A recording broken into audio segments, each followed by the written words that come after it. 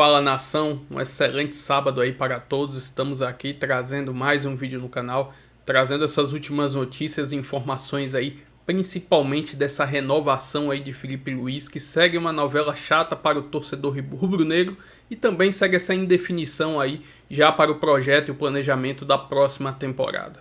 Estou trazendo um corte aí com essas últimas informações. Se inscreva no canal, deixa seu like, sua opinião se vocês quiserem nos comentários e vamos aí com o vídeo. Lá é da situação do Vitão. Vocês imaginam o Vitão chegando como titular? Deixa ele falar primeiro do status e depois a gente debate isso. Esse é o status do tal do possível chapéu? A gente pode falar isso? Ah, tem isso, né? Pode falar. Chapéu do chapéu? Pode ser? Essa expressão que... Não, se bem que a Central do Mercado adotou, mas ela é o torcedor que... Chapéu, né? O torcedor gosta de falar, deu chapéu. Então, o Flamengo está prestes a dar o chapéu no Cruzeiro, né? Porque estava encaminhada a negociação do Inter com o Cruzeiro já tinha acertado com o Vitão as bases salariais. Só que agora, informação de agora, Emanuele Ribeiro, o Pedro Rocha também apurando no site, no GE.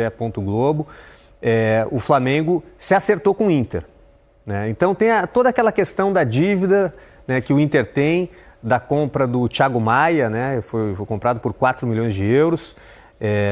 Então essa transação teria o perdão da dívida, né, o Flamengo perdoaria a dívida e ainda mais uma compensação financeira. A transação poderia chegar a 10 milhões de euros, né, contando com esse perdão da dívida de 4 milhões e 700 mil euros, né, porque tem aí os juros e tal.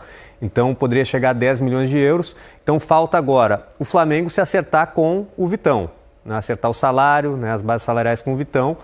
E aí seria o chapéu do Flamengo para cima do Cruzeiro, contratando o Vitão. O Internacional precisa de dinheiro, precisa de dinheiro em caixa, e o contrato do Vitão com o Inter termina no fim do ano que vem, 2026. Então, na metade do ano, ele já pode assinar aquele pré-contrato e sair de graça, né? Essa negociação do Thiago Maia, por pouco, não tomou contornos, não sei se inéditos, porque no futebol brasileiro, né, coisas impressionantes acontecem. Mas ele é ser negociado do Inter para o Santos sem ter sido pago ao Flamengo pelo Inter. Aí, né, é uma coisa que a justiça esportiva ia ter que interpretar. Peraí, como é que funciona? E pode? Né? Enfim, mas não aconteceu. E agora, né, é o que acaba acontecendo. Vai acontecer muito na janela. Esse clube comprando jogador com crédito de venda que ele não recebeu. Porque o que tem por aí no mercado é uma festa, né? O Vitão é uma necessidade... É uma hora que bate o medo do transferban também, né? Isso, claro. Que é o principal elemento para apressar cumprimento de obrigações que já deviam ter sido pagas lá atrás. O Vitão, assim, acho que ele é um jogador de alto nível.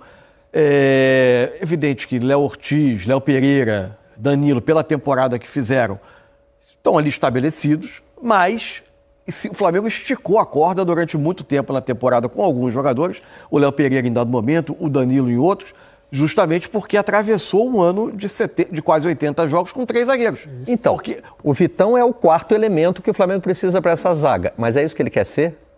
O quarto de uma rotação pesada, porque assim, olha a fila. O Danilo não está entrando na fila. Mas a zaga, quando você levantou os números, se você levantou da zaga, eu acho que a zaga foi o setor que menos trocou. Menos, só tinha os três. Os três e jogaram, foi os que mais jogaram junto com o Rossi, acredito eu, né? O João Vitor entrou em 2 ou 3 jogos, assim, como titular. O que mais chamou a atenção foi o Fla-Flu, né? É um jovem jogador. Pesou, né? Eu que trabalho com a base aqui, com jogos, é um jogador que tem muito potencial, mas realmente, às vezes, o jogador não está pronto. E entrou no momento que precisava, não correspondeu naquele momento, mas tem muito potencial. Eu acho que o Vitão chega para compor um elenco, eu acho que Léo e Léo são os titulares, né? Mas daquele clichê, né? Jogou o colete pro alto, quem pegar tá bem servido. Acho que a característica do Vitão, ele se equivale muito ao Léo Pereira, ao Léo Ortiz. É um jogador que tem uma boa iniciativa de bola, consegue sair jogando com uma facilidade, tem um passe para frente muito bom, corre, tem uma velocidade para correr para trás também muito boa.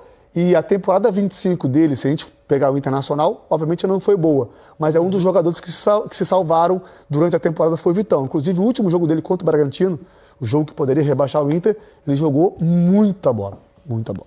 Bom, e agora a gente vai trocar ideia aqui sobre quem vai tomar essas decisões. Na zaga do Flamengo, quem entra, quem sai, como é que fica a rotação. Central do Mercado tem algo sobre o Felipe Luiz? O que você analisa aí pra gente, Lai? O Felipe Luiz, o Flamengo apresentou a proposta para o Felipe Luiz, né? Um salário que hoje chegaria ao top dos treinadores da Série A, né? Se confirmando isso, se o Felipe Luiz aceitar essa proposta, ele será o treinador mais bem pago do futebol brasileiro. Só que o Felipe Luiz ainda não deu ok, não deu aval. Então o Flamengo aguarda, né, mas aguarda para os próximos dias ter um desfecho para, se não rolar o Felipe Luiz, né, ir atrás acionar o plano B, o plano C, mas essa a proposta que o Flamengo fez e aguardando a resposta do Felipe Luiz. Ricardo Lai, muito obrigado pela participação no Troca de Passes com as informações da Central do Mercado. Ficou uma dúvida, e se é o salário para fazer dele o treinador mais bem pago do Brasil? Continuar um trabalho vencedor.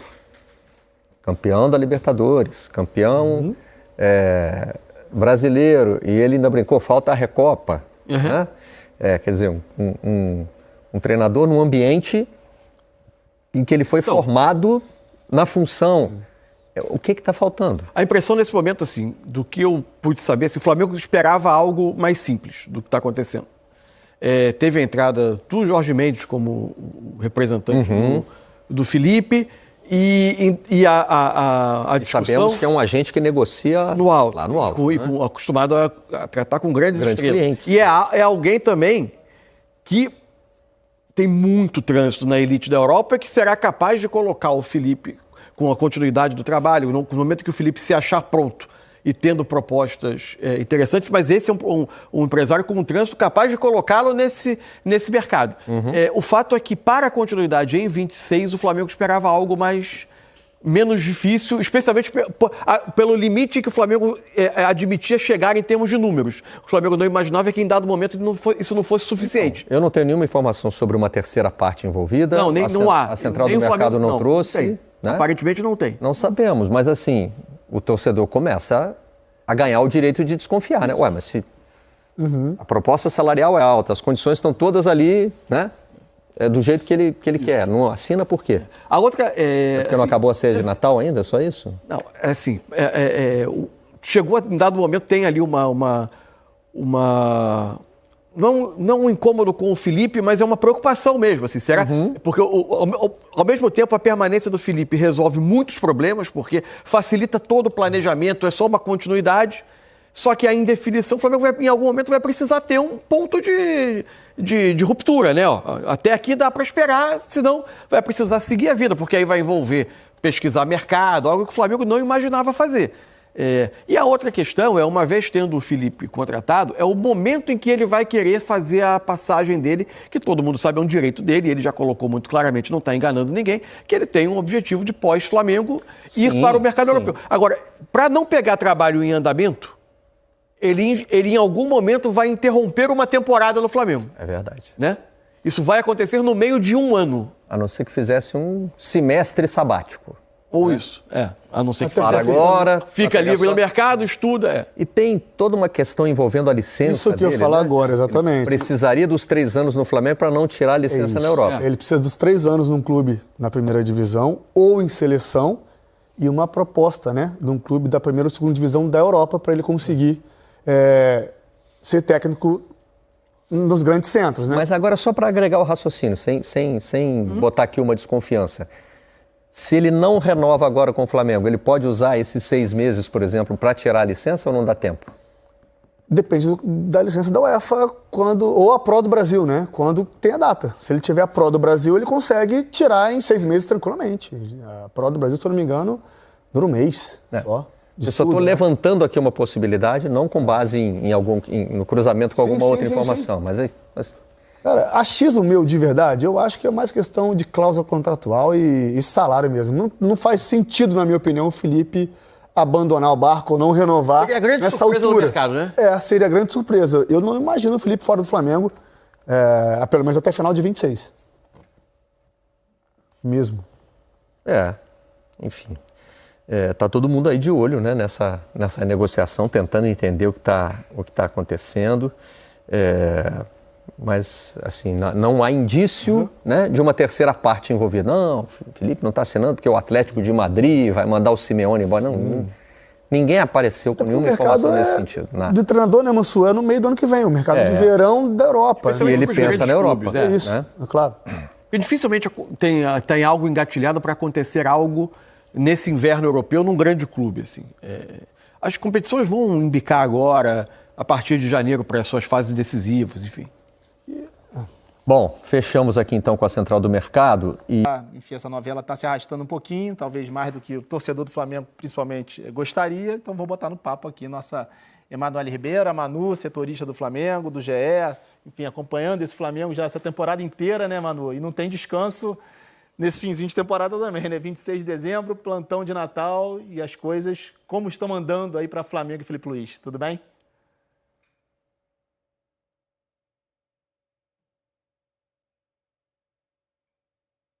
Ligado aqui com a gente no Tá Na Área, tava vendo a Rafa falar aí, né, que o torcedor rubro-negro estava esperando esse presente de Natal, a renovação com o treinador Felipe Luiz.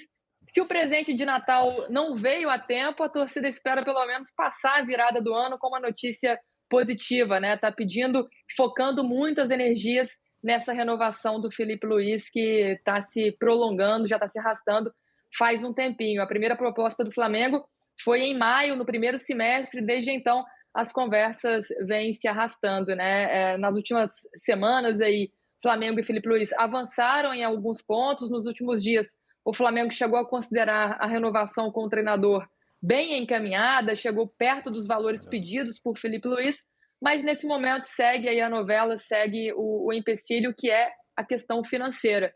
Felipe Luiz pediu um valor X de salário, o Flamengo ofereceu um valor Y, já chegou um pouquinho mais perto do que o treinador pediu, mas nesse momento nenhuma das partes está querendo ceder mais, né? O Flamengo, principalmente, por entender que já cedeu bastante nessa negociação, e o Felipe Luiz, que está de férias, deixou a negociação na mão do agente dele. O agente está fazendo esse jogo duro nessas conversas com o Flamengo. O valor em discussão, né, o valor pedido pelo Felipe Luiz, faria dele hoje o treinador mais bem pago do futebol brasileiro. O Flamengo ofereceu um pouco a menos, ele seria aí o segundo técnico mais bem pago do Brasil. Lembrando que o salário do Felipe Luiz hoje é o menor salário entre todos os técnicos da Série A, então realmente a valorização é muito necessária por tudo que ele mostrou ao longo dessa temporada, campeão de quase tudo, né? Só não venceu a Copa do Brasil, a Copa Intercontinental e a Copa do Mundo de clubes, mas a Copa do Brasil foi uma escolha do próprio Flamengo abrir mão para focar na Libertadores e no Brasileiro, os títulos que colocou como prioridade e que acabou conquistando também ao final dessa temporada. Então o Felipe Luiz com certeza chega muito valorizado ao fim desse ano, e essa valorização é o principal ponto de discussão na mesa nessa questão da renovação do contrato do treinador, né? O contrato vai terminar na semana que vem, quarta-feira já está aí, vai ser o último dia de contrato de Felipe Luiz com o Flamengo, por isso o clube está tentando acelerar, né? Nos últimos dias, o presidente do Flamengo, BAP, deu um tempo nas negociações, deixou tudo na mão do diretor de futebol, José Boto, e é o Boto que está negociando diretamente com o empresário do Felipe Luiz. E por causa dessa demora, desse tempo longo de negociação, dos pedidos, enfim, há um desgaste entre as partes, um desgaste que é considerado natural. O Flamengo, inclusive, chegou já a considerar outros treinadores, tem um plano B, tem um plano C. A diretoria, por alguns momentos, pensou talvez em desistir dessa negociação com o Felipe Luiz por causa da dificuldade, mas ainda a renovação do Felipe é o plano A.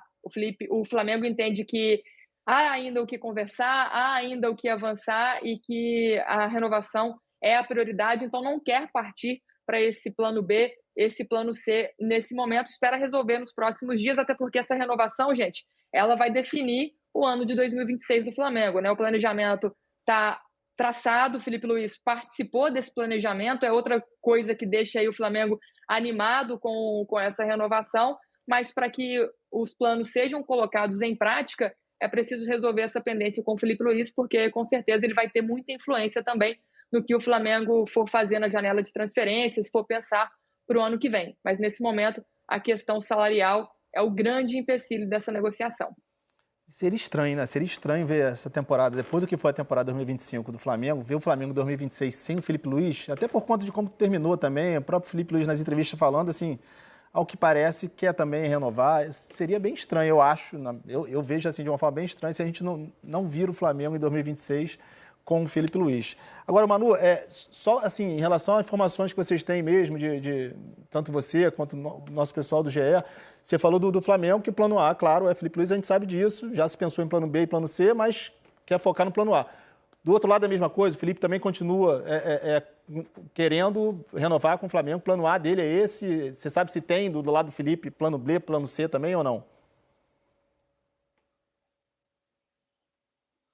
Não, por enquanto não tem nenhum outro plano, não, né? A gente sabe do interesse do Felipe de trabalhar no futebol europeu, é o objetivo dele no médio e longo prazo, mas nesse momento o próprio Felipe entende que o melhor caminho seria a renovação com o Flamengo para a temporada de 2026. Até porque, no caso da Europa, né, o mercado de agora é menos aquecido, meio de temporada por lá. Se o Felipe Luiz fosse assumir outro clube no futebol europeu, seria um clube para corrigir uma rota, enfim, que não teria a cara dele, que não teria o planejamento, o dedo dele. Então, ele entende que não seria uma escolha assertiva nesse momento. Além disso, o Felipe Luiz não tem as credenciais necessárias no momento para atuar na Europa, né? Poderia até tentar algumas manobras e conseguir um contrato por lá, mas ele precisa de algumas licenças que a UEFA exige e que ele ainda não tem. Então, no momento, o plano do Felipe Luiz também é continuar no Flamengo, mas aí tem esse empecilho, né, esse entrave. Acontece que o Felipe hoje deixou a negociação nas mãos do empresário, está de férias, mas ele já disse para o Flamengo que o desejo dele é continuar no ano que vem. E o Flamengo diz de volta que o desejo é continuar com o Felipe também no ano que vem. Então, as duas partes querem muito que esse negócio aconteça, mas nesse momento está emperrado por causa disso, porque o Flamengo entende que cedeu muito e quer que o Felipe Luiz também aceite essa proposta, né? O que o Flamengo fala agora é que esse valor que foi oferecido, esse último valor que o Flamengo conseguiu chegar, é a última proposta do Flamengo. Se o Felipe Luiz não aceitar, pode ser que o negócio suba no telhado de vez, né? Porque nas outras cláusulas o Flamengo conseguiu atender os pedidos do Felipe Luiz na questão da multa rescisória, tempo de contrato, bonificações. O Felipe tem participado do planejamento, tem feito indicações na questão de jogadores a chegar, jogadores a sair, de profissionais, tem moldado ali os departamentos do Flamengo à sua maneira. Então o Flamengo entende que está dando bastante autonomia aí para o treinador trabalhar, que esse ano foi um ano fantástico de construção junto, tanto da diretoria quanto do treinador, todo mundo participando junto ali desse ano considerado mágico, mas que para ele continuar no ano que vem vai ter que ceder um pouco nesse momento. O Grafa, no seu tempo de jogador, a Manu falou isso, né? Enfim, que agora, pelo menos por enquanto, o Felipe está deixando na mão do empresário, o empresário que está negociando com o Boto. Você tinha empresário, você deixava para o empresário, você gostava de se meter? Não, é o modus operandi, né? Você fala com o empresário, eu quero isso, o meu número é esse, dá para negociar até isso e sai de cena, né? Até para o próprio Felipe não se estressar com essa situação, ficar discutindo com o dirigente, que ao longo do ano, e essas discussões, às vezes, existe um limite ali, mas às vezes falta um pouco de manejo ali, então cria-se uma situação muito, muito delicada. E seria ruim para o Felipe estar tratando com o Boto e depois, se fica, passar toda a temporada com ele ali, tratando com ele isso tudo. Então fica sempre na mão do empresário. Jogadores, treinadores também, sempre na mão do empresário. E aí define um número e aí segue a negociação. Mas eu acho estranho essa demora eu não sei se a Manu tem essa informação, mas dá a entender que, assim, para o Flamengo, o Felipe hoje talvez não seja uma prioridade por tudo que está acontecendo. Porque eu não sei os números que o Felipe pediu, não sei os números que o Flamengo tá querendo, mas tudo que aconteceu no ano, como você falou, o ano seguinte, sem o Felipe na frente do Flamengo, sou estranho isso daí. Não sei se há alguma divergência ali nos bastidores entre Felipe e diretoria, mas eu acho estranha essa postura dos dois lados. E o último grande ano do Flamengo, que foi 2019, não teve a continuidade porque o Jorge Jesus saiu no ano seguinte, né? Então, assim, foi um ano glorioso. Foi nem culpa do Flamengo, né? Não, foi culpa do Flamengo. Saiu, ele quis sair, nem teve acordo nem nada, nem conversa por melhoria de salário, porque já era uma decisão dele sair. Mas, assim, engraçado isso está acontecendo agora, porque depois de um ano brilhante como 19, não teve continuidade no comando técnico e agora isso está perigando perigando por conta de uma dificuldade nessa negociação salarial. Lembrando que 19 para cá, o Flamengo teve 10 treinadores diferentes. O Abel antes do Jorge Jesus, aí Jorge Jesus e aí todo mundo que veio até a chegada do Felipe, que é o 11º treinador, fora quem comandou interinamente o clube. Assim, olhar com carinho para um trabalho feito de um recém-treinador, né? Chegando como o Felipe chegou, da forma responsável como ele chegou, gerindo crises no elenco como ele conseguiu gerir, com Gabriel, com Pedro, né? Foram nomes que a gente conseguiu ter aí da apuração dos nossos colegas de problemas que tiveram no elenco com jogadores e que ele conseguiu fazer, conseguiu organizar. Então, assim, o Felipe traz muitas valências, ele está se valorizando, está se colocando também como o Grafa, não faço a menor ideia dos valores que estão sendo colocados à mesa, mas o Felipe entende que o lugar dele é um lugar muito alto por tudo que conquistou, num trabalho responsável, num trabalho que foi muito bem dirigido em elenco e dentro de campo, né? Taticamente. O Felipe foi mostrando o valor dele, já tinha mostrado na base, quando chegou no profissional ele também conseguiu mostrar o valor e aí os títulos todos que o Flamengo conquistou no ano e a Copa do Brasil de 24, sob o comando do Felipe, no ano que estava praticamente perdido para o Flamengo já, né? Acho que isso tudo torna o Felipe nesse lugar mesmo de querer se valorizar e negociar. Ser o treinador mais bem pago do país no clube que mais venceu no país, né? Então tem tudo isso a favor do Felipe também. Estou trazendo aqui agora uma matéria do GE, trazendo informações aí dessa garotada da base do Flamengo, abre aspas. O ano de 2025 superou 2019 em termos de títulos, Supercopa, Carioca, Brasileirão e Libertadores, e entrou para a história das maiores temporadas do Flamengo junto com 1981. Enquanto aquela geração que conquistou o mundo era formada por vários pratas da casa, a atual buscou seus grandes nomes no mercado. O diretor de futebol do Flamengo, José Boto, deu entrevista essa semana lá em Portugal e foi questionado sobre não conseguir aproveitar a base como o Palmeiras do português Abel Ferreira. Para o dirigente, o clube rubro-negro tem uma pressão maior que dificulta a afirmação dos jovens no time principal. Fato é que nos últimos anos o espaço para aproveitamento de garotos no time principal ficou menor diante de elencos cada vez mais robustos e estrelados. E entre essas brechas e a pressão externa, o clube termina 2025 com a menor sequência da base no profissional desde 2019, quando o Flamengo passou a investir pesado em reforços no mercado. Apesar do número inflado de 35 jovens da base terem entrado em campo na temporada pelo profissional, 20 deles foram em jogos em que o grupo principal de Felipe Luiz sequer participaram: Boa Vista, Madureira, Nova Iguaçu e Bangu no início do Carioca, e diante do Mirassol na última rodada do Brasileirão, quando cumpriu tabela tendo o título já garantido. Dos 15 restantes, apenas 4 disputaram mais de 10 jogos sob o comando de Felipe Luiz ao longo de 2025. Wesley, que era titular absoluto na lateral e fez 29 partidas até ser vendido para Roma. Everton Araújo, com 31 jogos e tendo começado em 21 deles. O Alacian, opção na reserva do ataque, que entrou em campo 29 vezes. Matheus Gonçalves, escalado em 16 jogos, antes de ser negociado com o Al Ahly da Arábia Saudita. Nos últimos anos, ao menos 6 crias do Ninho do Urubu ultrapassavam a barreira dos 10 jogos pelo profissional por temporada. Em 2019 foram 7, em 20 esse número chegou a 8, tendo Hugo Souza, Lincoln, Mateuzinho, Natan, João Gomes, Tuller, PP e César. Enfim, em 2026 o Flamengo voltará a usar a garotada da base nos primeiros jogos do ano. O Campeonato Carioca já começa no dia 14 de janeiro, data em que o grupo principal deve se reapresentar para dar início à pré-temporada. Com o elenco inchado, com muitos grandes jogadores, realmente vai ser muito difícil utilizar a garotada da base, a não ser que seja um garoto fora de série, que se destaque muito, e aí sim vai ter tempo de jogo, porque vai convencer Felipe Luiz ali, né? Mas enfim, o Flamengo com esse elenco realmente vai ser difícil essa garotada brilhar aí no time profissional. Se inscreva no canal, deixa seu like, se quiser deixar a opinião de vocês aí nos comentários, e até o próximo vídeo. Valeu, nação!